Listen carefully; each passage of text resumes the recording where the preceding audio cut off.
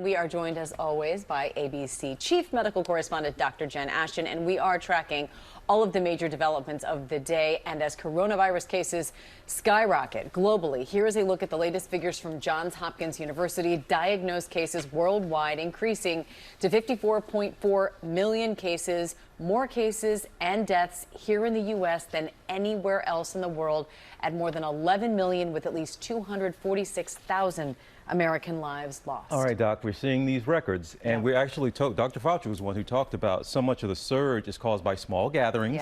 And a lot. So what is everybody about to do now? It's Thanksgiving, looking forward to small gatherings. Right. Okay, so what are we supposed to do? We've been isolated. We're looking forward to family. This is a big holiday, but what are we supposed to do? Well, I think as we're awaiting a newer national, more unified strategy, and as we see states kind of putting some piecemeal approaches into play, a lot of people wondering, what can I do right now? And here are some tips. Number one, postpone or reschedule all non-essential, non-urgent activities. I know that's tough, but it's important. Utilize surveillance testing if possible, and we'll talk more about that as we have in the past.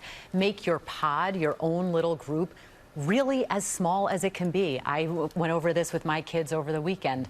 And check the ventilation in those covered outdoor spaces. And when you're indoors, more ventilation is definitely better. And, you know, a lot of families trying to figure out how they can get together, minimizing their group size, and a lot of people saying, hey, let's get COVID tests before we come together. What's your thought on the surveillance testing? Right. Well, we've talked about this before. Testing is not a prevention strategy. It's part of a surveillance strategy. It's absolutely important. It can add another layer, but it is not, absolutely not, a license to avoid the masks, get close together in densely crowded spaces. It's another buffer, but it is not an either or. It's not zero risk. Absolutely not, unfortunately. All right. Dr. Jen, thank you very much.